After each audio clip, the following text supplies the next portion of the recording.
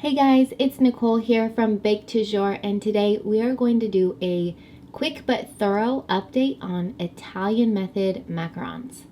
So we've got all of our ingredients prepped.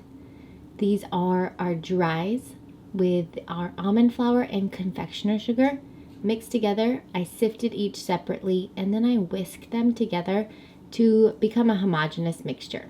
The biggest differences between Italian method macarons and French method macarons are that you make a paste with your dries and a second addition of egg whites, as I'm doing here, and the meringue.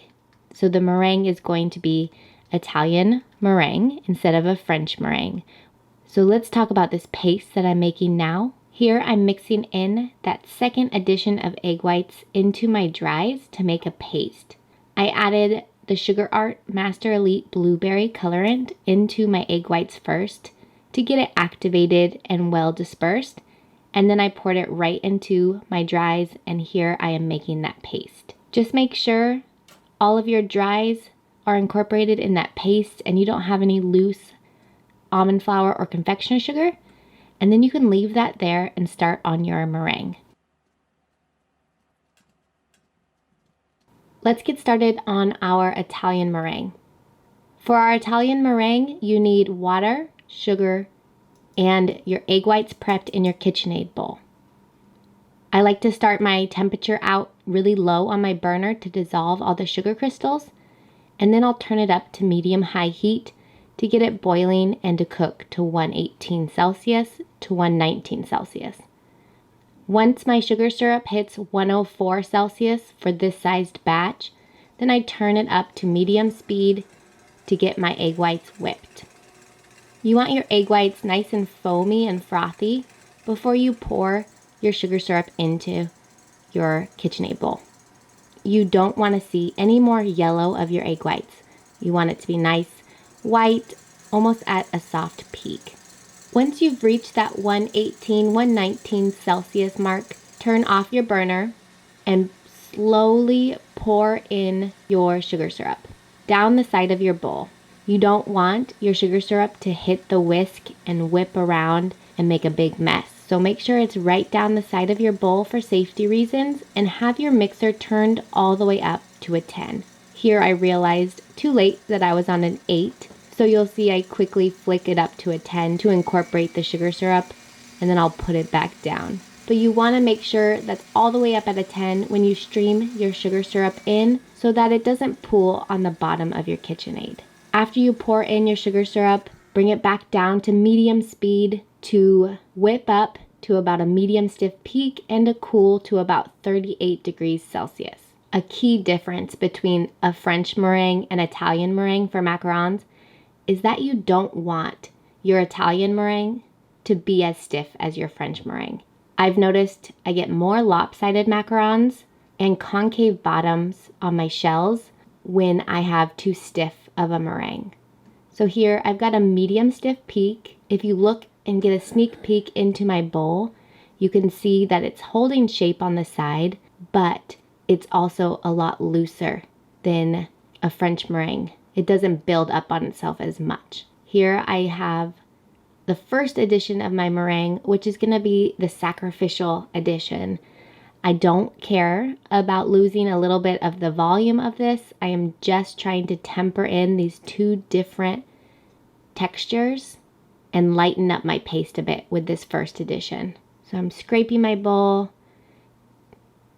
and really trying to incorporate that first addition of my meringue without worrying about deflating. Get it nice and lightened up, and then you're going to add your second and third additions more carefully. Now I'm just going to start tumbling my batter. And notice as I add my white meringue, it's going to lighten my color up a lot. So if you want a darker color for your macarons, make sure you go really dark with your paste to take into account how much lighter it will become once you add your meringue.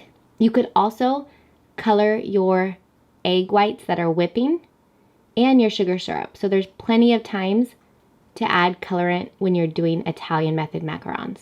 So still I am just lightening up my mixture here and not even pressing out the air, just tumbling and mixing in my meringue. As it gets more incorporated, I do start to press the air out in the middle and tumble it over and over. Every once in a while, a press in the middle and then more tumbling until the meringue is nicely mixed with my paste. A good indication of when your meringue is evenly mixed into your paste is seeing the color be a nice even color and not streaky. So once I've tumbled and pressed out to the consistency I want, you'll see a nice, thick, slowly consistent flow of your batter. This part I feel is fairly similar to the French method, especially with the recipe that we use usually on my channel. It's very similar flow to an Italian method batter. So here it's still thick, slowing consistently, not breaking. It's beautiful, luscious. We're ready to go at that point. You don't want it too runny or else you'll have very flat macarons. Here I poured it into my piping bag fitted with a 10mm tip, and I'm piping onto a silicone mat on my air bake tray. I feel air bake trays are a game changer for Italian method macarons. I'm not getting lopsided macarons anymore, and I think that's truly due to my air bake trays and my meringue being a little bit softer than stiff. Once you are done piping, tap out your trays, pop your bubbles if you desire, and you can put these directly into your oven. Make sure your oven is preheated to 300 degrees Fahrenheit and pop them right in. If you don't have an air bake tray, I suggest resting your macarons for about 10 to 15 minutes before you put them in your oven. I baked these at 300 Fahrenheit for 19 minutes. Make sure to let your macarons cool completely before you take them off of your silicone mat. Look at that, no lopsided macarons, such a beautiful color. Ugh, the shiny tops. You can't beat those shiny tops when you do Italian method macarons. Nice clean feet. I thought these turned out beautifully.